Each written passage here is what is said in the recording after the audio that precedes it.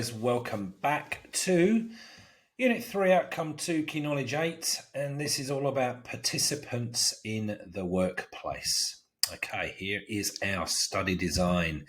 And here is where we're at, so only 2 left after this one. So the role of participants in the workplace, including, and then it gives us our script: human resource managers, employees, employer associations, unions, and the Fair Work Commission. So in other words, going back to this idea of the script, if you were ever asked about, describe the role of 2 participants in the workplace, which tends to be how the questions have been posed so far, they're the only ones that you talk about. Okay, so that is our script for this one.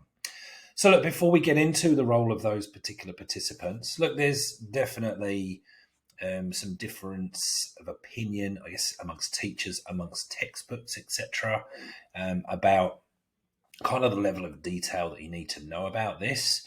And I just mentioned before, like the questions posed so far by VCAR tend to be pretty straightforward, not using particularly in-depth task words or anything, just describe the roles. But, that could change at any point. So I'm going to talk about a couple of things and kind of broaden this out a little bit, just to hopefully cover kind of any eventualities that you might come across in terms of questions. So the first thing I want to do is talk about something called workplace relations, okay? And kind of by way of a bit of an introduction to how all of this sort of stuff fits together. Okay, so workplace relations, okay, it's a term we use in HR management. It's all about achieving the optimal working relationship between the managers or the owners of the business and the employees, okay? Particularly with regards to wages, and probably even more particularly with regards to the conditions of employment. But we tend to lump those two things in together, wages and conditions. The idea here is that if we have the optimum relationship between owners, managers, and employees, so the best working relationship between those two groups, the business is probably going to be achieving its maximum productivity, therefore be more competitive, and therefore be more likely to reach its goals and achieve business success. Totally makes sense, yeah? You want a good relationship between management and employees. Imagine if you don't, things are probably not going to work as well as they could, yeah? So that's all this is really about, okay? So the goal is to have this great relationship between your business and the employees, where, number one, the employees are satisfied with their wages and their employment conditions. And that doesn't mean they have to be earning massive wages, but they have to be satisfied and think they're fair and reasonable. We want to avoid disputes between those two parties. But if they do occur, and every now and again they will occur, they need to be dealt with quickly, fairly, and sort of ultimately to the satisfaction of all relevant stakeholders. So in this case, probably management and employees. And we're also looking for the business to continue operating in a productive and profitable manner. Okay, so that's what we're trying to achieve through effective workplace relations, basically. So hopefully you get the idea of what we're talking about there. So who is involved in all of this workplace relations and where kind of this all heads? Okay, so this is the participants, okay, as it's worded in the study design, the role of participants in the workplace. So like I said already, we identified, I think it was 5 different groups, okay, so human resource managers, employees, employer associations, unions, Fair Work Commission, yeah, so 5 groups, okay? So basically, this key knowledge dot point, you've got to understand what each of those groups kind of do, who they are, what their responsibilities are, and how they kind of contribute to this ultimate goal of achieving effective or happy workplace relations, okay? So those are participants, so we'll just take those in turn. So first off, participant 1, HR managers. Okay, so fundamentally, the role of an HR manager is to coordinate the relationship between the employees and the management within a business. Okay, so they're kind of to make sure things run smoothly between those two groups. Now, on a practical or on a kind of day-to-day basis, HR managers do lots and lots of different things, okay? They wear many, many different hats. So look, just to give us some examples, and again, this is not an exhaustive list of everything that HR managers do, but just by looking at the study design for this outcome, it gives us a bit of an idea, a bit of a flavour of the kind of things they get involved with. So that's the study design you see there. And if I just kind of overlay onto that, where the things fall, so we can see, look, we've already talked about motivation, training, managing performance, managing terminations. Okay, so those are things that they definitely get involved in. Managing pay and conditions is actually the next key knowledge dot point we're going to be looking at. And the final one we're going to be looking at is resolving disputes. And then if we roll this back further into year 11, if you remember, if you did year 11, we looked at recruitment and selection. So the green one there actually comes from year 11. So that gives you a bit of a flavour of the kind of thing. So look, HR people do lots and lots of different things. This is some solid examples, but these are examples that relate from the things that we look at in this course. Okay, so fundamentally, at its most base level, HR managers are there to manage the relationship between management and employees, coordinate that relationship, if you like. But in a practical sense, these are the kind of things they actually get involved with and do on a day-to-day basis. Okay. Now, with regard to workplace relations, what I was talking about a few minutes ago, HR, this is the sort of stuff they do to contribute to effective workplace relations. Okay, so they are the people that need to ensure that all their employees are receiving the correct wages and conditions.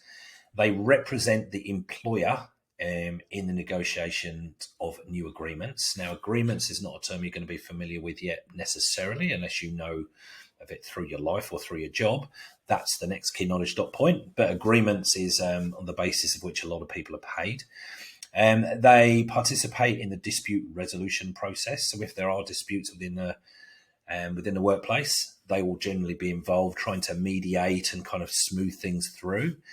They will be responding to workplace relations queries from both management and from employees. So they're kind of like an advisory or a consultancy service almost.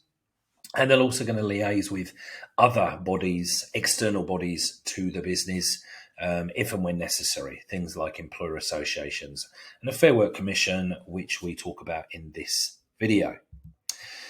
So, how can HRMs contribute to successful workplace relations in their business? How can they make sure this happens? Well, a couple of things they can make sure that they're doing right.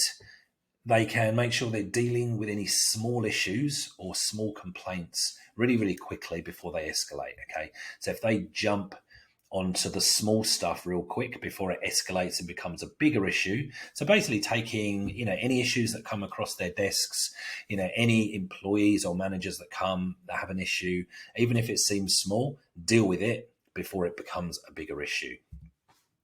They can make sure that employees are feeling valued. Okay, so we could be doing things like using the people-focused management styles across the business, for example. Make sure there's training on offer, all of that sort of stuff. Make sure there's support strategies in place. All of the stuff that we've already talked about, and there's been quite a bit, that are going to make our employees feel valued in the workplace and then happy and job satisfaction and all the rest of it. Okay. Make sure that they are honest and open in all communication that they have with employees. Okay, don't give employees the feeling that you're kind of hiding things or being a bit secretive, and try to keep interactions positive as far as possible. Okay, so try to keep all communication, all interactions between management employees, HR employees, HR management, try to keep everything kind of on a positive note if possible. And providing fair pay and working conditions, and recognising employee effort and achievement. And again, we looked at some strategies to do that a couple of key knowledge dot points ago as well. So not too much that's particularly new here. It's just kind of bringing it back into focus in the context of HR managers kind of trying to work towards achieving this harmonious workplace where everyone's happy and we've got good workplace relations. Maintaining good working relationships with union officials as well. Again, unions is something that we're going to talk about in this video, so hold on for that one. All right, now that's human resource. That's kind of, I think, all you would need to know about human resource managers, their role, what they do, a bit of information there. I think there's enough there that would help you to answer pretty much any question that you would come across based on HR managers and their role in the workplace. So the second participant identified in the study design, employees. Okay, so the employee's primary role at work is to work towards achieving the objectives of the business. Now, of course, they're also going to have their own personal objectives that they're trying to achieve, earning an income, achieving job security, personal growth and development. This is going to vary person to person because we're all looking for different things out of our jobs or our careers, but that kind of encompasses most of what most people would be looking for. So with regard to workplace relations, again, how their involvement kind of plays out here. What do they do?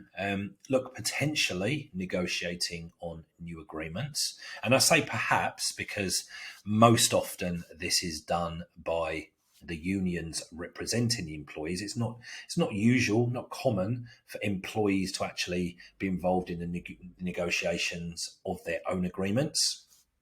Usually unions do that, which again we'll talk about shortly. It is more common, though, for the second bullet point, they're voting on new agreements. So the way this happens is that the unions negotiate an agreement with the employer, and then once they think an agreement has come to, it then goes to the workforce to vote on. And how the vote goes depends on whether that agreement kind of goes forward and gets set in stone and signed off upon and becomes the agreement for the next 4 years usually. So voting on agreements is definitely something that employees would be doing. Third way is potentially taking industrial action when it is deemed appropriate.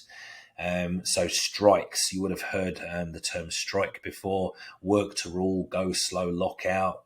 There's a bunch of different strategies that employees might employ, might use to take industrial action and this is only in the process of negotiating a new agreement over paying conditions. But this is, where employees sometimes need to kind of jump in and take a role, taking that industrial action. And this is normally directed by the union as well. Okay. So some of this stuff is not going to make 100% sense to you possibly yet, depending on kind of your background knowledge of these sorts of things. But as we talk through the rest of the outcomes, some of this stuff will then kind of make a little bit more sense to you, I think. Okay. So in general, the role of employees includes completing tasks to the best of their ability, following workplace procedures, and I'd say especially relating to things like safety or H&S. Anything to do with people's safety, absolutely imperative that employees follow those procedures so that nobody gets hurt. Following the terms and conditions set out in their contracts, so in terms of any required hours that need to work, any dress code that is contracted, anything like that. And then, again, this would not apply to all employees, but some employees, depending on their job, might be privy to certain confidential or sensitive information. If that is the case, then the employee needs to make sure that, that information is being treated appropriately, not being shared with competitors or sent home or whatever. People will be aware in those jobs if they're privy to that kind of information, what can and can't be done with it. So you need to make sure you're doing the right thing there. Okay, the third participant is unions. So we've mentioned them a couple of times. That screenshot just gives you kind of a whole bunch of different examples. We'll look at that again in a minute. Now, trade unions is the full term. Okay, so they refer to them as unions in the study design. So I'm assuming in questions that's usually how they would refer to them, but trade union is kind of the full term. So just to put a little bit of context around kind of where these have come from, and if I remember rightly from teaching Year 9 Humanities a few years ago, I'm pretty sure we looked at the trade union movement and the origins of it back in England in the late 19th century, the 1860s onwards, I think. So you might be, if you remember your Year 9 history, you might remember some of this stuff. But basically, trade unions, these were organisations formed originally to represent and protect the rights of workers across a particular industry. Okay, so they combined to protect the common interests in everything to do with the employment in their particular industry. So they're industry-based. Okay, the trade union movement started up in England, excuse me, as I just said, in the late 19th century. And it was basically in response to the absolutely appalling working conditions that many workers were experiencing at that time. So the idea here was that it was all about the power of the collective. Okay, workers were experiencing really bad conditions. All the power lay with the employers. So the unions kind of formed to become like a collective, kind of to go to battle effectively with the employer to give the workers a say. Okay, now over the years, I mean, there's a long history now, but unions have been really, really successful in achieving significant improvements in both wages and the working conditions across all industries, really. Things like annual leave, pension, superannuation, maternity leave, parental leave, covering dads too. All of this stuff kind of really has been a result of unions pushing for it in an Australian context. Okay, so hopefully you get a bit of an idea of the point of unions and where they've kind of come from. But still, the focus of them today is really what it always was. So how does the whole union thing work? So thinking from the point of view of now as an employee. Okay, so as an employee, you can join the relevant union, in other words, the union that covers your industry. There might be more than one union that covers your industry. So you might have a choice, but usually there's one kind of big one covering a particular industry. So most people belong to that. But anyway, you find the union that's relevant to you. You join and you pay a subscription fee. So for example, if a teacher joins the Australian Education Union, I think the fee is something around the $80 per month mark, something in that kind of region. So once you've joined, once you've paid up, what then happens, the union will negotiate and bargain on your behalf during the collective bargaining process. So that's when the next agreement is being kind of agreed upon between employer and employee. And also, I talked about industrial action just before, so the union will also organise any industrial action, if necessary, during the bargaining process.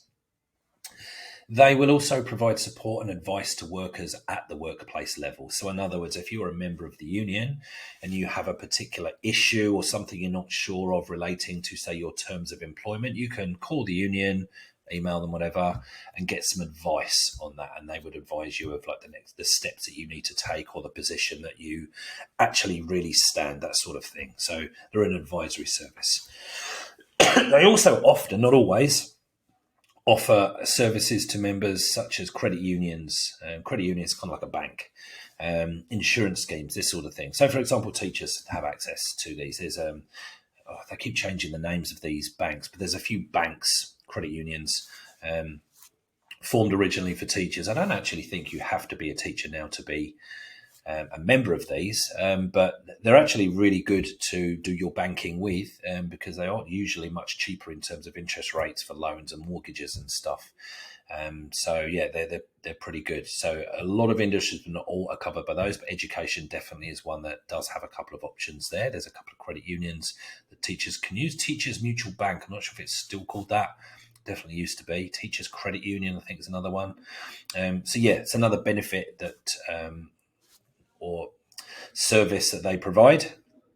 They also provide information to members on workplace matters. Look, that's kind of really similar to the one, providing support and advice. If there's any issues that you need information on relating to the workplace, they can help you out with that. And also, they act as an official spokesperson to the media, kind of on behalf of an industry. And if you watch the news in the evening, often you will see, someone, soundbite, someone talking, someone giving an interview, it'll be so-and-so from whatever union. So they kind of represent the employees of a particular industry, kind of from a media perspective as well. Look, here's just, again, some examples. The Australian Meat Industry Employees Union, the AEU. So most teachers would belong to that one. Retail and Fast Food Workers Union. So if you are part of a union, if you work in retail or fast food, it may well be that you are already a member of that union. Police Federation, Federation of Air Pilots. You can see what I mean. There's hundreds of these things covering pretty much every type of industry, every type of job. Okay, so on to participant 4, employer associations. Okay, so the way to think about these, the way I kind of think in my head, it's kind of like what unions are to employees, employer associations are for employers. Okay, that's kind of the way I think of it logically, or compartmentalize it in my own head. Now, there's 3 types of these, and a business can belong to multiple of them. Okay, you're not restricted to just being a member of one. We've got the industry associations, professional associations, and what we call peak bodies.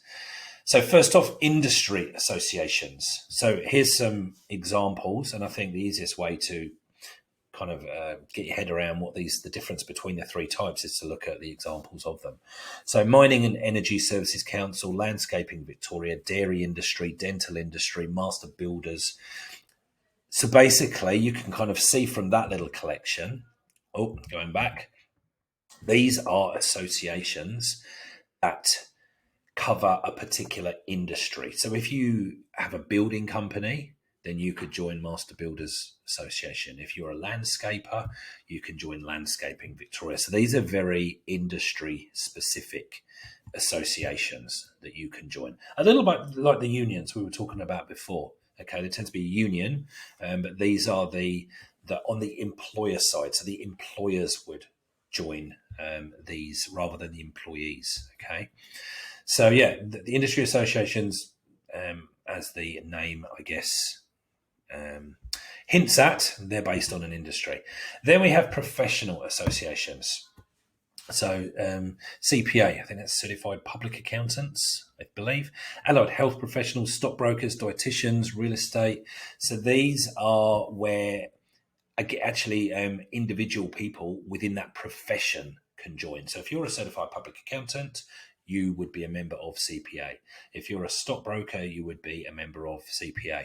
So, and these exist for slightly different reasons. They kind of can offer training, advice.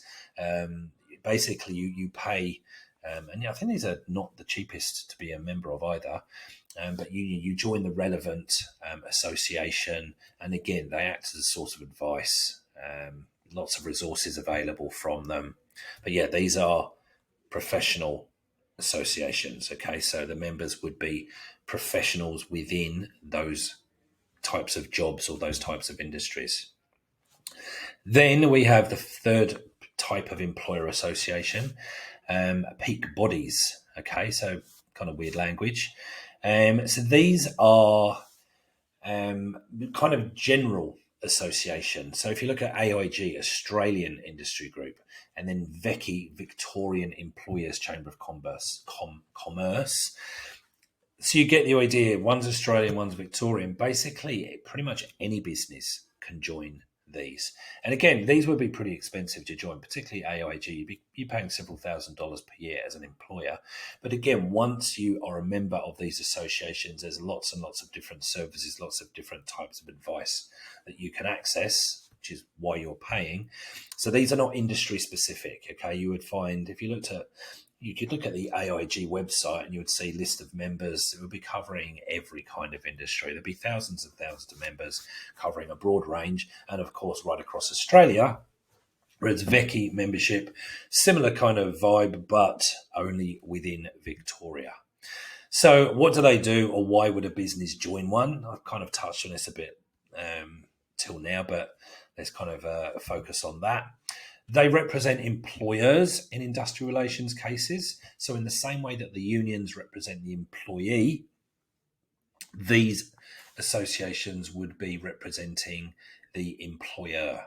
Okay, so that's why I said originally, I think of as employer associations kind of like what the unions are to the employees, because they kind of do the same, but for the business as opposed to the employee. They can also represent employers during a collective bargaining process. Again, the same that unions do for the employees. They provide advice to employers on their rights and obligations, exactly the same as what the unions do for the employees. And they act as a spokesperson for members of their organisation or their industry collectively, exactly the same as the unions do for the employees. So again, this is exactly why I kind of think of it the way that I do because, yeah, they are to the employer what the union is to the employee. So it kind of makes it easier to remember. Okay, the fifth one, the Fair Work Commission, the fifth and final one. So this is a little bit different. Fair Work Commission is a government body, basically. This is a government department. So what do Fair Work Commission do? Like, it's a huge government department. I don't know how many employees will they have, hundreds, if not thousands. But what is their kind of basic role in employment in Australia?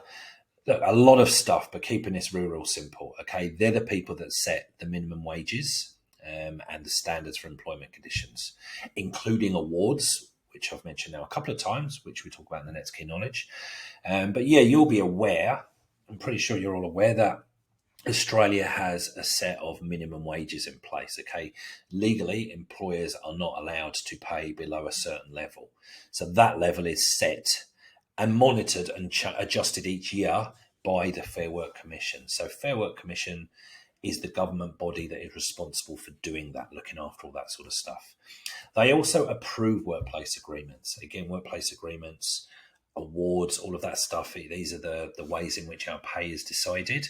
So the workplace agreement, again, next key knowledge, but effectively if this is where the employees and the employers between them negotiate pay and conditions over the next period of time. So once the agreement has been made between the employee and the employer, the final step in that process is to actually get it signed off by Fair Work Commission. So the employee and the employers agree that this is the wages and conditions we're going to put in place for our employees for the next 4 years. It then has to go to the Fair Work Commission that will just make sure that it meets a bunch of standards that it has to meet. And then if it does, they'll sign it off. And then that agreement is put into place for the next 4 years.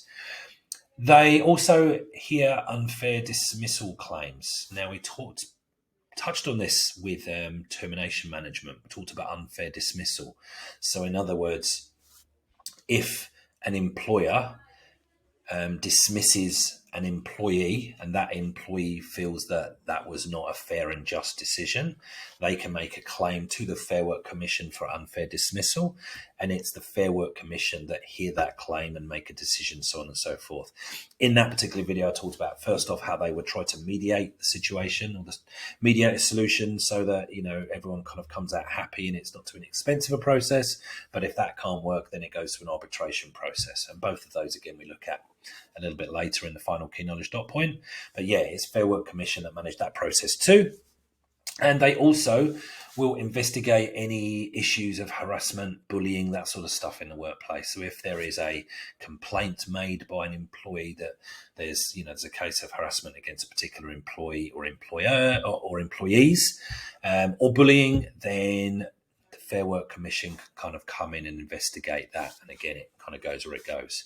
So look, there's a lot more that the Fair Work Commission do, but that would be a VCE subject all on its own. So just keeping it fairly simple, pare it back for our purposes. That's enough for you to be kind of going on with. And this is the stuff that kind of relates to the stuff in the study design. Okay. And that is it for that particular key knowledge dot point. Fairly straightforward, I think. But like I said, some of the stuff will kind of make a little bit more sense and be put into a bit more context once we've done the final couple of key knowledge dot points as well, particularly with awards and agreements. You'll have a better understanding of what those are. And then when you go back to this content, some of the stuff there, I think, will make a little bit more sense. You'll have a bit more of an understanding of it. Anyway, that's it for this one. I'll see you in the next video. Cheers for now.